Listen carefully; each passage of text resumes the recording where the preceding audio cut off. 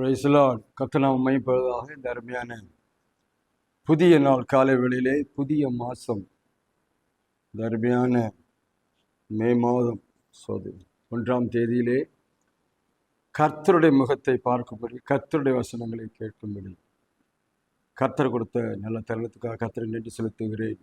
இந்த மாதத்தின் முதல் நாளிலும் கூட கர்த்தர் நம்மை ஆசீர்வதிக்க வந்திருக்கிறார். கர்த்தருடைய ஆசீர்வாத நாட்கள் இருக்கும்படி அவர் நமக்கு கொடுத்த தினமொரு லோக சுவாத்திய பலம் சந்திக்கிறோம். கர்த்தர் நாமே உங்களை ஆசீர்வதிப்பாராக. இன்றைக்கு கர்த்தர் நமக்கு கொடுத்த வசனம் உபாகமத்தின் புஸ்தகம் 28ஆம் அதிகாரம் 8ஆம் வசனம். உபாகமம் 28:8. கர்த்தர் உன் களஞ்சியங்களிலும் நீ கையில் எல்லா வேலைகளிலும் உனக்கு ஆசீர்வாதம் கட்டளையிடுவார். கர்த்தர் உன் களஞ்சியங்களிலும் நீ கையில் எல்லா வேலையிலும் உனக்கு ஆசீர்வாதம் கட்டளையிடுவார். உன் தேவனாய் கர்த்தர் உனக்கு கொடுக்கும் தேசத்திலே உன்னை ஆசீர்வதிப்பார். இதில் முக்கியமான ஒரு வார்த்தை, நீ கையிடும் எல்லா வேலைகளிலும் உனக்கு ஆசீர்வாதம் கட்டளையிடுவார். அருமையான பிள்ளைகளே, இந்த புஸ்தகம், இந்த உபாகமத்தின் புஸ்தகத்திலே இஸ்ரவேல் மக்களுக்கு ஆசீர்வாதத்தை சொல்லி, ஆசீர்வாதம் உண்மையிலே சொல்லப்படும்னா ஆசீர்வாதத்தின் அதிகாரம் என்று சொல்லலாம். உபாகமம் 28ஆம் அதிகாரம் சாபத்தின் வார்த்தை என்று சொல்லலாம். 2 காரியங்களும் இந்த அதிகாரத்தில் முழுமையாய் எழுதப்பட்டிருக்கிறது. இந்த நாளிலும் கூட இந்த மாதத்தில் முதல் நாள் என்ன செய்வது என்று யோசனை பண்ணி கொண்டிருக்கலாம். கர்த்தர் இங்கே இஸ்ரவேல் ஜனங்களை பார்த்து ஒரு ஆள் சொல்கிறார், நீ கையிடும் எல்லா வேலைகளிலும் உனக்கு ஆசீர்வாதம் கட்டளையிடுவார். இந்த நாளிலே நம்ம செய்கிற காரியங்கள் பாருங்கள். இந்த மாதம் ஒரு புதுசாக வேலை செய்யலாம் என்று நினைத்து கொண்டிருக்கலாம். ஆனால் கர்த்தர் இஸ்ரவேலுக்கு ஏற்கனவே சொல்லிட்டார், நான் உங்களை ஆசீர்வதிப்பேன், நீங்கள் செய்கிற எல்லா வேலைகளிலும் உங்களை ஆசீர்வதிப்பேன் சொல்லிட்டு. அது எப்படிப்பட்ட வேலையாக இருந்தாலும் சரி, வேலைகளில் உனக்கு ஆசீர்வாதத்தை கட்டளை. கர்த்தர் கூட இருந்தாமல் வேலையெல்லாம் ஒரு பெரிய காரியம் இல்லை சொல்கிறேன். அப்போ ஆசீர்வாதத்தை கர்த்தர் கட்டளையிடணும் அப்படின்னு சொல்லி, நான் கட்டளையிடுவேன் என்று சொல்லி இந்த இஸ்ரேல் மக்களுக்கு கர்த்தர் சொல்வாரானால் அதற்கு ஒரு கண்டிஷனையும் சொல்லியிருப்பார். அதான் மிக முக்கியமானது. நமக்கு எல்லாருக்கும் ஆசீர்வாதம் தான் முக்கியம். ஆனால் அந்த ஆசீர்வாதம் எப்போ வரும், எப்பொழுது உன் வாழ்க்கையில் வந்து பலிக்கும், எப்பொழுது உனக்கு அது ஆசீர்வாதம் மாறும் என்பதை அநேக நேரங்கள் நாம் மறந்து விடுகிறோம். அதை நாம் தவற விடுகிறோம். அதை பற்றி நம்ம கவலைகள் இல்லை. இஸ்ரவேலர்களும் அப்படி தான் இருந்தாங்க. அவர்களும் அப்படித்தான் இருந்தார்கள். அதனால தான் இந்த உபாகமம் 28 அதிகாரத்தில் சொல்லப்பட்ட சகல ஆசீர்வாதங்களும் அந்த உபாகமம் 28 அதிகாரம் 1ஆம் வசனத்தில் தான் அடங்கியிருக்கிறது. அப்போ இந்த நாட்களிலே அருமையானவர்களே, இஸ்ரவேல் ஜனங்களை பார்த்து ஆண்டவர் அன்றைக்கு சொன்ன வார்த்தை எழுதி வைத்திருக்கிறது. அது அன்றைக்கும் இன்றைக்கும் அது வேலை செய்து கொண்டே இருக்கிறது. அவளுடைய வார்த்தை நேற்று இன்று என்றும் மாறதா இருக்கிறது. அந்த வார்த்தை தான் சொல்லுகிறது. அந்த இஸ்ரவேல் ஜனங்களை போஷித்தது, வழிநடத்தினது, அவள் வேலையெல்லாம் ஆசீர்வதித்த வசனம் இன்றைக்கு நாட்களிலும் இந்த புதிய மாதத்திலே புதிய நாளிலே கலந்து வருகிறது. அருமையானவர்களே, அப்பொழுது என்ன செய்யணும், எந்த செய்தால் அவங்களை ஆசீர்வாதமாக இருக்கும்? இந்த 1ஆம் வசனத்தை நீங்கள் வாசித்து பார்த்தீங்கன்னா, நீ இன்று நான் உனக்கு விதிக்கிற உன் தேவனாய கர்த்தருடைய கட்டளையின்படியெல்லாம் செய்ய கவனமாக இருக்கும்படி அவர் சத்தத்திற்கு உண்மையாய் செவி கொடுப்பாயானால் உன் தேவனாய கர்த்தர் உள்ள சகல ஜாயவன் மேன்மை உண்மையாய் செவி கொடுப்பாயானால், பாருங்க, தேவனாய சத்தத்துக்கு இப்பொழுதும் சொல்லப்படும் ஆசீர்வாதங்கள் எல்லாம் உண்மையில் வந்து பலிக்கும். உண்மையாக தேவ வார்த்தைக்கு என்ன சொல்லப்பட்ட விஷயங்களை பார்த்து நீங்கள் அந்த எந்த வேலையும் செய்ய வேண்டாம். சோதரம் நீங்கள் ஆசீர்வாதம் பெறும்படி எந்த வேலையும் செய்ய வேண்டாம். நீங்கள் பல நாள் ஃபாஸ்டிங் போட்டு ஜெபம் பண்ண வேண்டாம். சோதரம் ரொம்ப உங்களை வருத்தி கொள்ள வேண்டாம்.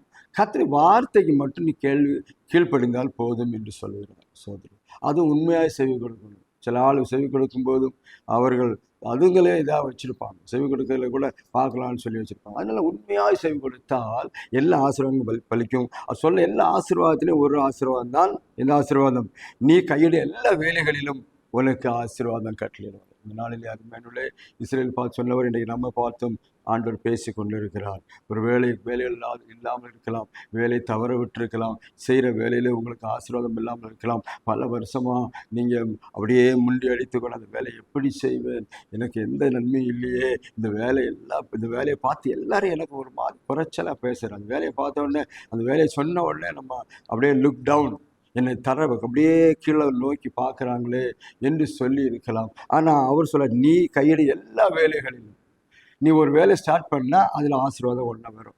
ஈசாக்கு போல சோதரன், ஈசாக்கு பஞ்ச நாட்களிலே நாங்கள் தண்ணி இல்லாத சமயத்தில் பாருங்கள், இவன் போய் துறவு தோண்டுகிறான். துறவு என்றால் கிணறு வெட்டுகிறான். பாருங்கள், கிணறு வெட்டும்போது அவங்க அங்கே தண்ணியே கிடையாது, மழை கிடையாது, ஒன்றும் கிடையாது. ஆனால் இவர் போய் கையிட்டு அந்த வேலை சொல்ல உடனே தண்ணி வந்து சோதனை. எத்தனை கிணறு தோண்டினாலும் தண்ணி வரும். எத்தனை வேலை, எந்த வேலை செஞ்சாலும் ஆசீர்வாதம். அதாங்க சொல்லப்படுது. ஈசாக்கு விதை விதைத்து 100 மடங்கு ஆசீர்வாதத்தை பெற்றான். ஈசாக்கு கிணறு தோண்டினான். அந்த கிணறு பாருங்க, தோண்டின கிணறு தோண்டுவான், அடுத்தவங்க வந்து எங்களுக்கு கொடுன்னு சொல்லி போராட்டம் பண்ணி சண்டை போட்டு வாங்கிட்டு போயிடுவான். இப்படி மற்றது தோண்டுவான். இப்போ இவன் மட்டும் செஞ்சா ஏன் அப்படி நடக்குது அப்படின்னா, இவன் தான் தேவனுடைய வார்த்தைக்கு கீழ்ப்படுகிறான், உண்மையாய் செவி கொடுக்கும். கர்த்தர் பிள்ளைகள் எதை செய்தாலும் அந்த வேலையை கர்த்தர் ஆசீர்வதிப்பேன் என்று கர்த்தர் சொல்கிறார்.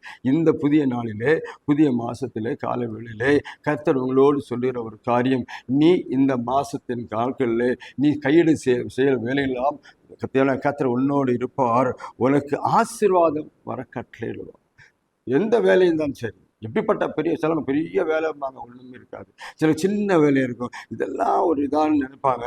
ஆனால் எப்படிப்பட்ட வேலையாக இருந்தாலும் இதோடைய ஆசீர்வாதம் இல்லாவிட்டால் அது நமக்கு ஒரு சந்தோஷத்தை கொண்டு வராது. ஒரு சின்ன பியூன் வேலையாக இருக்கலாம், இல்லை சின்ன எடுபடி வேலையாக இருக்கலாம், சின்ன கடையில் வேலை செய்யலாம், சின்ன ஸ்தாபனத்தில் வேலை செய்யலாம், சின்ன ஃபேக்ட்ரியில் ஒரு சின்ன வேலையாக இருக்கலாம். அது இப்போ தான் ஆரம்பித்திருக்கலாம். உங்கள் ஃபேக்ட்ரி, உங்களுடைய பிஸ்னஸ் இப்போ நீங்கள் பயப்படாதீங்க. நீ கையிட்டு செய்யும் எல்லா வேலையிலும் உனக்கு ஆசீர்வாதம் கட்டளையிடுவார் என்று சொன்னவர் இன்றைக்கு அவர் உங்களை பார்த்து தான் கேட்குறாரு, நீ தேவனுடைய வார்த்தைக்கு உண்மையாக செவி கொடுப்பாயா? வார்த்தையின்படியே நடக்க ஆண்டவரே உங்களுடைய வசனம் என்ன சொல்லுகிறதோ அதை மாதிரி நடப்பேன்னு சொல்லுவாயா? நீங்கள் புதிய ஏற்பாட்டில் வரும்போது இயேசு கிறிஸ்து செய்த முதலாம் அற்புதத்திலே நீங்கள் பார்க்கும்போது யோவான் 2ஆம் அதிகாரத்திலே சொல்லப்பட்டு இருக்கிறது.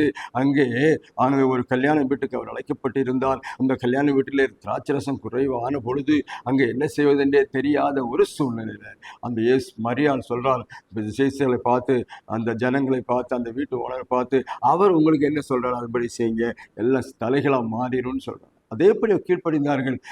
தண்ணி திராட்சரசமாக மாற்றி கொடுத்து ஒரு அதிசயத்தை செய்தார். இன்றைக்கு அதே போல இயேசு என்ன சொல்லியிருக்கிறாரோ அதன்படி நடக்க, கர்த்தர் கொடுத்த 10 கட்டளையின்படி நடக்க நீ கவனமாக இருப்பாயானால், உண்மையாக செவி கொடுப்பாயானால், நீ கையிட்டு செய்யும் எல்லா வேலையிலும் உன்னை கர்த்தர் ஆசீர்வாதம் வர கட்டளையிடுவார்.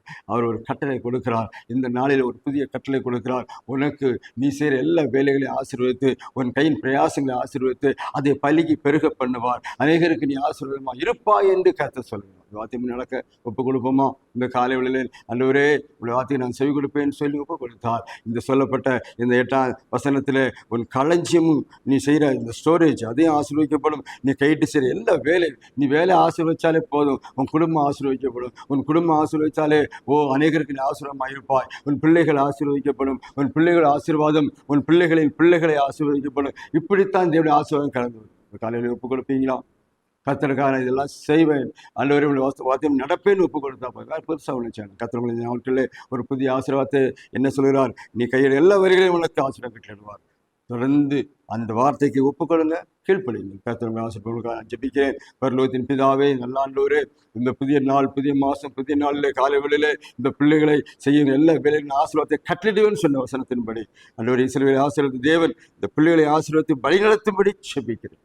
கிருபைக்குள் மறைத்துக்கொள்ளும், பெரிய ஆசீர்வாதத்தை கட்டளையிடும். ஆண்டவரே, கையிட்டு சில வேலைகள் ஆசீர்வாதமாய் மாற்றும். இந்த மாதம் முழுவதும் ஆசீர்வாதம் இயேசு நாமத்தில் ஜெபிக்கிறோம். கர்த்தர் உங்களை எல்லாரையும் ஆசீர்வதிப்பாராக. வசந்தம் நடக்கிற உங்கள் வாழ்க்கையில் ஒரு பெரிய ஆசீர்வாதம் வரும். நீ கையிட்டு சில எல்லா வேலையிலும் ஆண்டு ஆசீர்வாதத்தை கட்டளையிடுவார். இன்னும் ஒரு சுவாத்தியமாக சந்திக்கும் வரையிலும் கர்த்தர் நம்ம எல்லாரையும் ஆசீர்வாதத்தை பாதுகாப்பாராக. ஆமென்.